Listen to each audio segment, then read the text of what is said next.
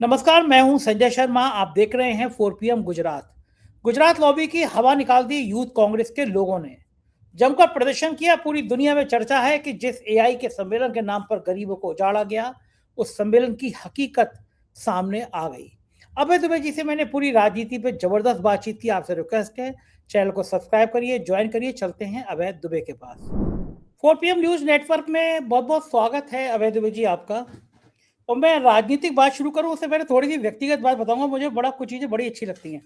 एक बार मैं दिल्ली से आ रहा था, एयरपोर्ट पे था, अपना सामान का इंतजार कर रहा था। पीछे से एक महिला भागती हुई आई, उनके संग एक बेटी थी।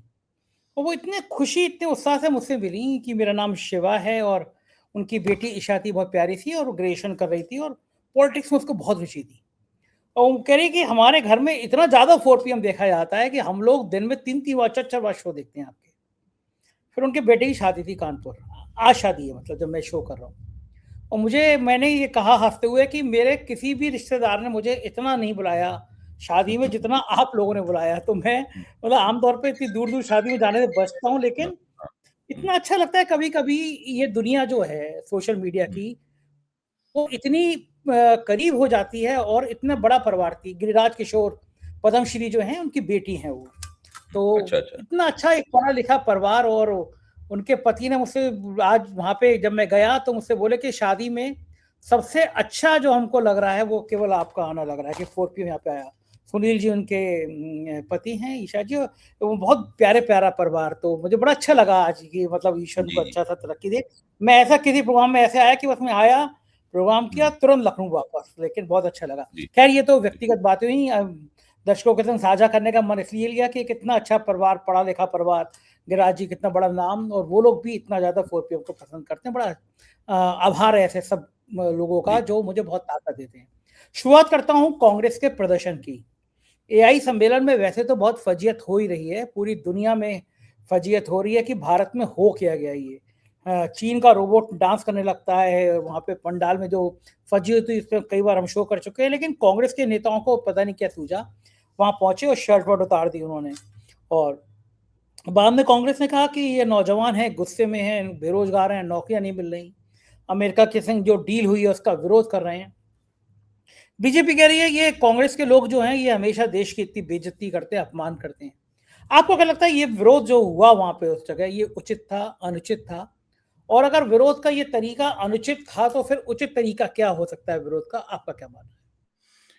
देखिए, जो प्रगति मैदान के भारत मंडपम में घटित हो रहा है, जो इसको जिसको 2 दिन और बढ़ा दिया है सरकार ने। पहले तो आज की तारीख में खत्म हो जाना चाहिए था, लेकिन अब ये शनिवार को और रविवार को भी चलेगा। आज बहुत दिनों के बाद मैं दिल्ली घूमने के लिए निकला। करीबन 4-5 घंटे मैं दिल्ली घूमता रहा और मैंने देखा कि दिल्ली में सभी महत्वपूर्ण जगहों पर जो गरीब लोग या निम्न मध्य वर्ग के लोग जो फेरियां लगाते थे, जमीन पर बैठ के अपना सामान बेचते थे, वो सब गायब थे। कोई भी नहीं था।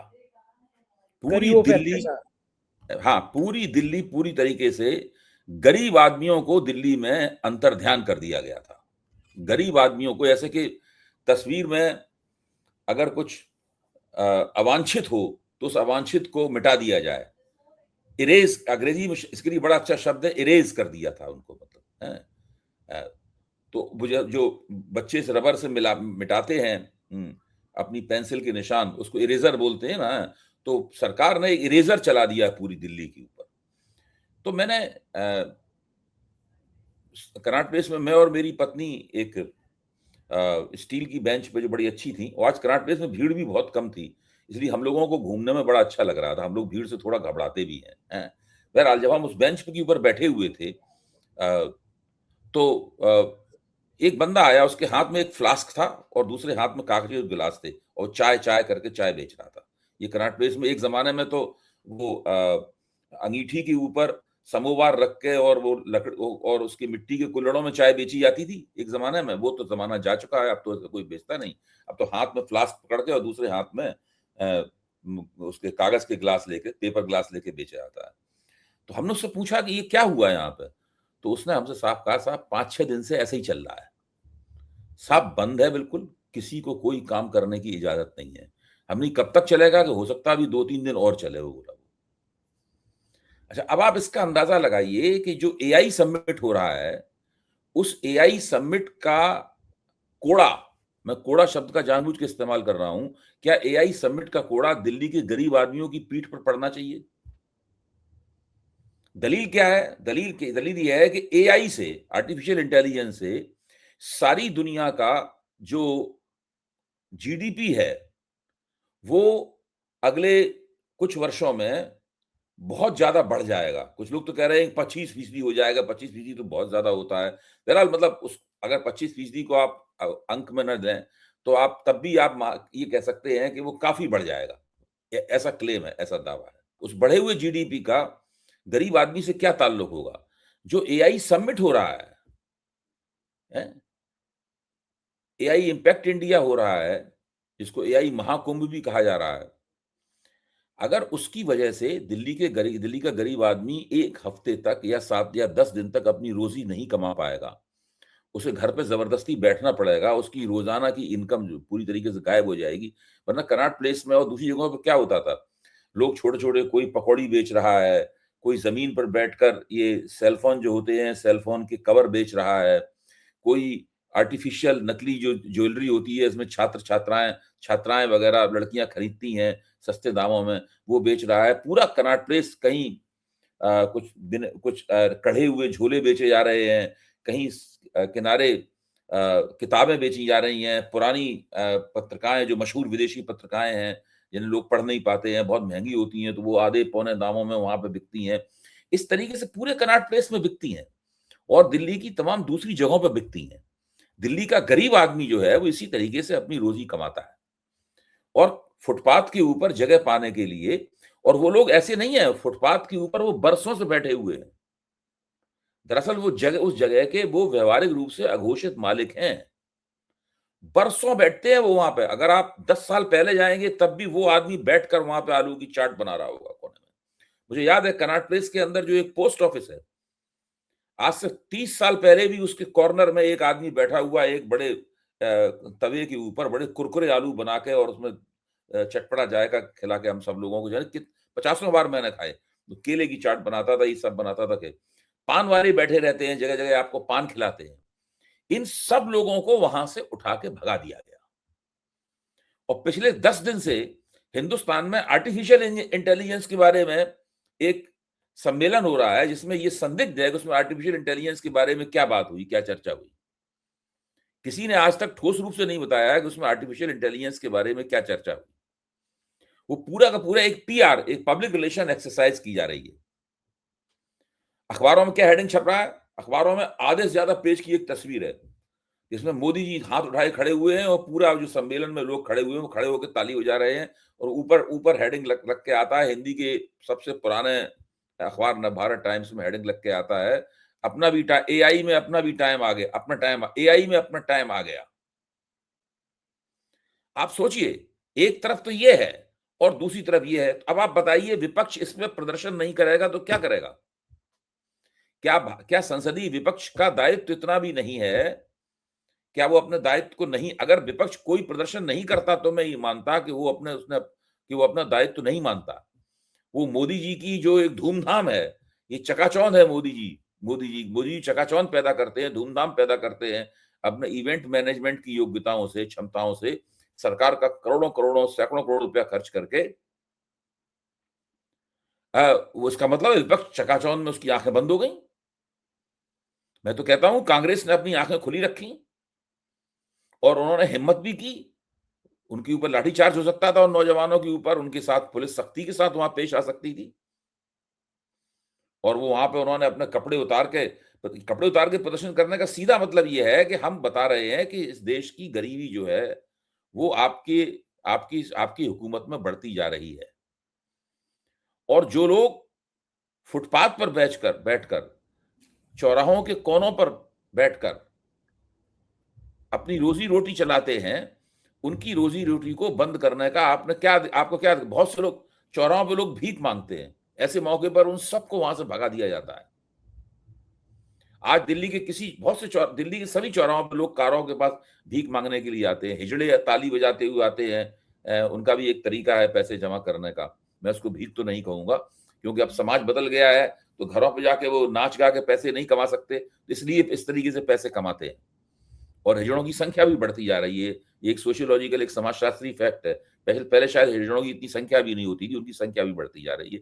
क्यों बढ़ती जा रही है, कैसे बढ़ती जा रही है, मुझे नहीं पता है, इस पर जानकारी हासिल करनी पड़ेगी। लेकिन आज पहले के मुकाबले उनकी संख्या ज्यादा है, और वो दिल्ली जैसे महानगर के, भारत की राजधानी के हर चौराहे के ऊपर भीख मांगते हुए सॉरी, मैं फिर गलती कर रहा हूँ, भीख मांगते हुए नहीं, अपने लिए पैसे जमा करते हुए, वो उनका रोजी रोटी कमाने का एक तरीका है। सब लोग गायब मिलेंगे आपको। इन सब लोगों की रोजी रोटी जो है वो आर्टिफिशियल इंटेलिजेंस की बलि चढ़ा दी गई है। और ये करीब 14 तारीख को ही सब मैदान साफ कर दिया गया था।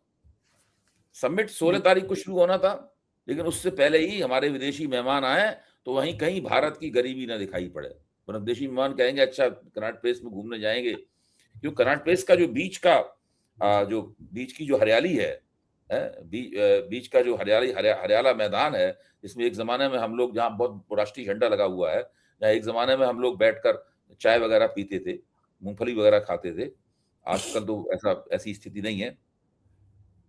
तो वहां भी एक प्रदर्शनी लगनी है, लग रही है प्रदर्शनी वहां पर। और उसके बाद पूरे कनॉट प्लेस के ऊपर पुलिस का आतंक है, पुलिस ने सब लोगों को भगा दिया। ठीक बात है। और मुझे याद आ रहा है कि गुजरात में भी ऐसा हुआ था, दिल्ली में भी ऐसा होता है कि जब गरीबों की बस्ती आती है वहाँ हरे कपड़े लगा दिए जाते हैं कि आप निगाह ना आ जाए इन पर्दों के पीछे क्या है। ये दिल्ली में भी है, ये गुजरात में भी है। एक शहर के अंदर एक दूसरा शहर बसता है जो गंदगी में, जो गंदे नालों के ऊपर रहता है, बड़ी बड़ी इमारतों के पीछे रहता है। वो सिर्फ वोटर होता है, उसमें झुग्गी झोपड़ी वालों को शराब दे दी जाती है चुनाव से पहले, जिससे उनके वोट खरीदे जा सके। उनको कैसे जीवन, किस तरह नरक में रह रहे हैं, ये उसको सारे आगे काम खामोशी से होते, इनके बारे में कोई चर्चा नहीं करता, कोई मीडिया नहीं बोलता, कोई अखबार वाला इसके बारे में नहीं लिखता, कोई रिपोर्टर इसके बारे में नहीं लिखता, कुछ नहीं होता। सोशल मीडिया पे भी लोगों का ध्यान इस तरफ नहीं है, क्योंकि सोशल मीडिया की समस्याएं दूसरी हैं, उन पर हम लोग कभी चर्चा कर सकते हैं, लेकिन सोशल मीडिया भी कोई समस्या से मुक्त नहीं है। कोई इसके ऊपर कोई बात नहीं करता। मेरा तो मानना यह है कि दिल्ली में 20 हजार छोटी मोटी रोजी कमाने वाले लोगों के ऊपर पेट पर लात मारी है इस एआई समिट में। ठीक बात है। और समिट के नाम पे हुआ क्या? आपने एक ऐसी यूनिवर्सिटी, गलगोटिया यूनिवर्सिटी, जिसके प्रोडक्ट शुभंकर जैसे दलाल टाइप के पत्रकार, जो उनको कहा जाता है, जो तेल बेचने वाला और यौन शक्ति बनाने वाले का विज्ञापन करते हैं, ऐसे प्रोडक्ट हैं। ऐसा कुत्ता डांस कर दिया, हमने बनाया, जो चीन का रोबोट था। चीनी उस कुत्ता। फजीयत करने के अलावा चीन ने इतनी मजाक उड़ाई कि ये है भारत का एआई, हमसे रोबोट ले जाते हैं, वहां पे डांस कराते हैं। बात हो रही थी विरोध प्रदर्शन की। आप संसद के अंदर नेता प्रतिपक्ष को बोलने नहीं देते, राहुल गांधी को बोलने नहीं देते। कहीं गलती से बोल देंगे तो सरकार हिलेगी। जब बोलते हैं, कुछ आरोप लगाते हैं, तो उनके ऊपर मानहानि के मुकदमे कर दिए जाते हैं। कल वो सुल्तानपुर की कोर्ट में हाजिर होना पड़ा और राहुल गांधी ने कहा मैंने ऐसा कुछ नहीं कहा, लेकिन मुझे परेशान करने के लिए अलग अलग अदालतों में मुकदमे किए जा रहे हैं। प्रधानमंत्री जी बोलते हैं 50 करोड़ की गर्लफ्रेंड, विदेशी गाय का बछड़ा, यानी क्या क्या किन किन शब्दों का इस्तेमाल कर दें। गृह मंत्री जी भाषा की मर्यादा लांघ जाए, देश के गद्दारों को गोली मारो सारों को, नारा दिल्ली में लग जाए। ये सब किसी भी दायरे में नहीं आते, लेकिन नेता प्रतिपक्ष को बोलने नहीं दिया जाएगा। तो बोलने की आवाज, जिन लोगों के ऊपर ये बाकायदा जांच पड़ताल करके साबित हो चुका है कि वो दंगा भड़काने में शामिल थे, उनको मंत्री बना रखा। हाँ बताइए। उनको मंत्री बना रखा। और एक तो मंत्री जी ऐसे हैं जिन्होंने मोदी जी, जिसका वीडियो क्लिप मौजूद है कि वो दंगा भड़का रहा है, हाँ, उसको मंत्री बना रखा है। वो बताइए, वही साहब मंत्री जी प्रधानमंत्री के चरित्र की कितनी हत्या कर चुके हैं दिल्ली विधानसभा के अंदर, लेकिन कोई कार्रवाई नहीं है। लेकिन अगर बोलेंगे, आवाज उठाएंगे, तो बड़ा गुनाह कर दिया। अगर युवक कांग्रेस के लोगों ने कह दिया कि भाई अमेरिका के साथ डील कैसी हुई, तो बड़ा गुनाह हो गया। अमेरिका डील से याद आया कि सुप्रीम कोर्ट ने कहा है, अमेरिकी सुप्रीम कोर्ट ने कहा राष्ट्रपति को टैरिफ लगाने का कोई अधिकार नहीं है, यानी भारत पे जो 18% टैरिफ है वो भी रद्द हो जाएगा। ऐसी ब्रेकिंग खबर अभी थोड़ी देर पहले आई है। सुप्रीम कोर्ट ने कह दिया टैरिफ लगाने का अधिकार नहीं है, मोदी जी तो बड़े खुश हो जाएंगे, लेकिन ट्रंप के लिए क्या एक नई मुसीबत पैदा हो रही है। ट्रंप का एक बयान देख रहा था, वो भी मेंटल केस है भाई, गजब का मेंटल केस है। कह रहा था मुझे हसीन लोग पसंद है, नो हसीन युवक पसंद नहीं, हसीन युवतियां पसंद है। उस आदमी को कोई शर्म नहीं है कि अभी एपस्टीन फाइल में उनकी क्या क्या उनके दोस्तों की क्या क्या कहानी आ रही है, अभी भी वो बेशर्मी का पर्चा सार्वजनिक मंचों पर ऐसे बयान दे रहा है। और लेकिन सुप्रीम कोर्ट ने वहां कह दिया कि राष्ट्रपति को कोई राइट नहीं है इस तरह किसी भी देश को टैरिफ लगाने का। आपको लग रहा है एक नई बहस अमेरिका में शुरू हो गया?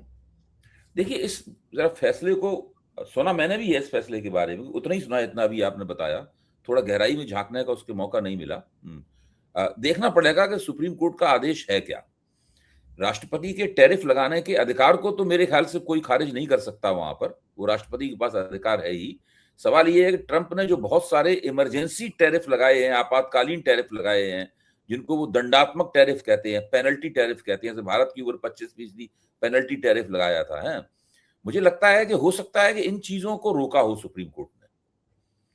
लेकिन ये कहना, राष्ट्रपति को बहुत सारे इमरजेंसी राइट्स होते हैं वहां पर। अमेरिका में क्या है कि राष्ट्रपति को, अगर राष्ट्रपति ये मानता है और ये साबित कर सकता है तर्कसंगत तरीके से, नियम के अनुसार, कानून के अनुसार, कि परिस्थिति जो है वो आपातकालीन हो गई है, तो उस आपातकालीन परिस्थिति में ट्रंप टैरिफ लगा सकते हैं। इसलिए ट्रंप ने जब मुकदमा ये चला, तो पहले तो दूसरी अदालत ने ट्रंप के खिलाफ यही फैसला दिया था, फिर ये मामला सुप्रीम कोर्ट में गया। सुप्रीम कोर्ट में ट्रंप ने ये तर्क दिया, क्योंकि उसमें भारत का नाम खास तौर से लिया उसने, क्योंकि भारत रूस से तेल खरीद रहा है, इससे रूस को आमदनी हो रही है, और रूस के युद्ध प्रयास जो है ना, इसमें वो पैसा खर्च हो रहा है। इसलिए ये अमेरिका के लिए एक आपातकालीन स्थिति है, इसलिए वो टैरिफ लगा रहे हैं। ये तर्क दिया था ट्रंप ने। अब मुझे नहीं पता कि इस खास तर्क को सुप्रीम कोर्ट ने खारिज किया है कि नहीं किया है। सुप्रीम कोर्ट इस खास तर्क को मानते हुए भी ट्रंप की जो आपातकालीन टैरिफ लगाने वाली जो अधिकार है, उन अधिकारों को सीमित करने का आदेश दे सकता है। वो सीमित किया है तो कहां तक सीमित किया है, ये चीज देखनी पड़ेगी। देखिए, अमेरिका का राष्ट्रपति जिस तरीके से चुना जाता है और उसको जो अधिकार है उनके बारे में माना ही जाता है कि वो अधिकार इतने ज्यादा हैं कि आमतौर पर अमेरिकी राष्ट्रपति उन अधिकारों का पूरा इस्तेमाल नहीं करते। कहा ही जाता है कि व्हाइट हाउस में एक अलमारी है पुरानी, व्हाइट हाउस के कोने में एक पुरानी अलमारी है, इसको शायद ही कभी खोला जाता हो। उस अलमारी में एक किताब रखी हुई है, और उस किताब में लिखा हुआ है कि अमेरिका के राष्ट्रपति को कुल कितने अधिकार हैं। कोई भी राष्ट्रपति अलमारी खोल के उन अधिकारों को नहीं पढ़ता, पर अब उसके मन में आएगा इन अधिकारों को हम इस्तेमाल करें। अमेरिका के राष्ट्रपति को अनाप शनाप अधिकार प्राप्त है, तकरीबन वो एक चुना हुआ निर्वाचित डिक्टेटर नुमा बन सकता है अगर सारे अधिकारों को इस्तेमाल करने पर तुल जाए। इसी तरीके से जो वहां स्टेट्स के गवर्नर हैं, क्योंकि अमेरिकन फेडरलिज्म, अमेरिकी संघवाद अलग तरह की चीज है, वो अपने इलाके में राष्ट्रपति से कम हैसियत नहीं रखते। उनकी हैसियत ऐसी है कि वो ट्रंप का विमान न उतरने दें वहां पर, अपने यहां विमान वहां घूमता रहे और लौट जाए वापस, स्वागत करने ना आए ट्रंप का, वो इससे कोई संविधान संबंधी उल्लंघन नहीं होगा। उसको बहुत अधिकार है। अमेरिका के विभिन्न राज्यों में एक दूसरे को काटने वाले कानून हैं। जैसे कुछ राज्य जो हैं वो गर्भपात को मान्यता देते हैं, कुछ राज्य गर्भपात के खिलाफ हैं। बिल्कुल एक दूसरे से उल्टे कानून है वहां पे। तो वो अमेरिकी प्रणाली जो है वो एक भिन्न किस्म की प्रणाली है। जैसे नरेंद्र मोदी को 35% वोट मिलकर स्पष्ट बहुमत प्राप्त हो जाता है, अमेरिका में असंभव है। अमेरिका में आनुपातिक प्रणाली है। आनुपातिक प्रणाली में आपको कुछ एक खास तरह से राज्य जीतने पड़ते हैं। हर राज्य की जीतने की एक वैल्यू होती है। उस वैल्यू को जोड़ के राज्य में आपको कितने ज्यादा वोट मिले हैं संख्या में, इसके आधार पर आप नहीं जीते हुए माने जा सकते।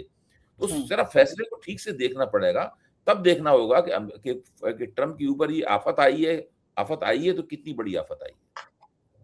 अच्छा, ये बात तो बिल्कुल ठीक है कि अमेरिका के राष्ट्रपति को इतने अधिकार हैं, आपने बताया असीमित अधिकार हैं, और हमारी बेचारी राष्ट्रपति को, उन्हें राम मंदिर के उद्घाटन में नहीं बुलाया जाता, लोकसभा का उद्घाटन हो तो उनको नहीं बुलाया जाता, आदिवासी हैं ये बता दिया जाता है। भारत में राष्ट्रपति की हैसियत तो शोभा प्रतिष्ठा वाली है, राज्यपाल की भी हैसियत शोभा प्रतिष्ठा वाली है।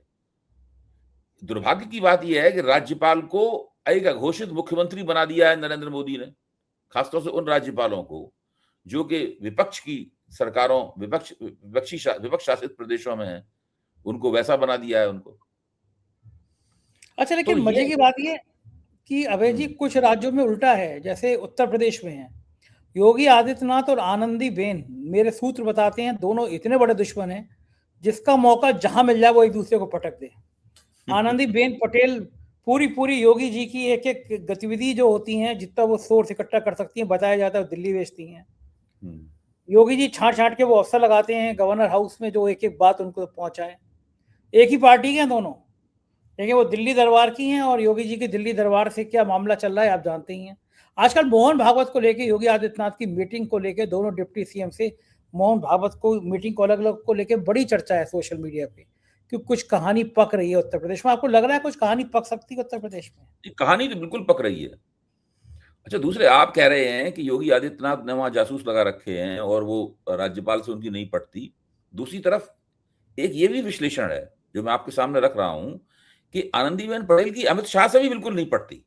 हाँ, पहले नहीं वो पटती जब थी, लेकिन हाँ, वो जब वहां पे मुख्यमंत्री थी तो उनको मुख्यमंत्री पद से हटवाने में अमित शाह की अमित भूमिका शाह। थी। वो दोनों कभी एक मंच पे देखे भी नहीं जाते। हम्म, हमेशा मतलब वो लोग अलग अलग रहते हैं, और इस लिहाज से योगी आदित्यनाथ के साथ कभी-कभी उनकी पट भी जाती है। हम्म, हाँ, और आजकल बड़ा एक ये भी छत्तीस आंकड़ा है। ये भी इस पूरी परिस्थिति का पहलू है। जहां तक मोहन भागवत, राष्ट्रीय स्वयंसेवक संघ के सरसंचालक मोहन भागवत और मुख्यमंत्री की मुलाकात का सवाल है, इस मुलाकात के बारे में न जाने कितनी अटकलें और कितने कयास हैं। और ये इसलिए और भी ज्यादा अटकलबाजी चल रही है क्योंकि इस मुलाकात के बाद उन्होंने दोनों उप मुख्यमंत्रियों से अलग अलग मुलाकात की, और ये दोनों ही उप मुख्यमंत्री खुलकर शंकराचार्य स्वामी अविमुक्तेश्वरानंद के समर्थन में आ चुके हैं। ब्रजेश पाठक ने तो बटुक, यानी जो छोटे सन्यासी होते हैं, उनको भोज वगैरह कराया, उनके पैर वगैरह धोए, और ये दिखाया कि वो बटकों के प्रति उनके मन में कितना स्नेह और कितना मान है, कितना सम्मान है। और वो बटकों के साथ जो पुलिस ने मारपीट की, उनकी शिखाएं पकड़ पकड़ के उनको पीटा गया, खींचा गया, तो उसके लिए वो कितने नाराज हैं उससे। और दूसरी तरफ वो तो खुद भी केशव प्रसाद मौर्य तो उनको भगवान शंकराचार्य कह चुके हैं। और दूसरी तरफ इधर योगी आदित्यनाथ कोई मौका नहीं छोड़ रहे हैं अविमुक्तेश्वरानंद जी को कोने में धकेलने का, और अविमुक्तेश्वरानंद भी दूबड़ बराबर जवाब दे रहे हैं, वो एक इंच भी पीछे नहीं हटे। यहाँ तक कि उन्होंने जब ब्रजेश पाठक ने जब बटकों को भोज कराया तो अविमुक्तेश्वरानंद जी ने क्या कहा, उन्होंने कहा है कि ये एक विरोधाभास दर्शाता है, और मैं इसके लिए फिर उन्होंने एक मार्च वगैरह निकालने की उन्होंने घोषणा की है। तो उत्तर प्रदेश में राजनीति काफी गर्म है, और वो तब तक गर्म रहेगी जब तक कि कोई मामला आर पार नहीं हो जाता। एक तरह से देखा जाए तो वॉर ऑफ एट्रीशन, एक तरह की रस्साकशी, एक तरह की जिच, एक तरह का गतिरोध जो है, वो मुद्दतों से उत्तर प्रदेश की राजनीति में लोकसभा चुनाव के बाद से ही फंसा हुआ है, बिल्कुल और ठीक बात किसी है ये। इधर से उधर नहीं हो रहा है मामला। जी, बिल्कुल सही। बहुत बहुत शुक्रिया अभय जी, आपने मुझे समय दिया, बातचीत की। Thank you. ये थे अभय जी, पूरी बातचीत आपने सुनी, कैसी लगी बातचीत बताइएगा जरूर। शुक्रिया, थैंक यू।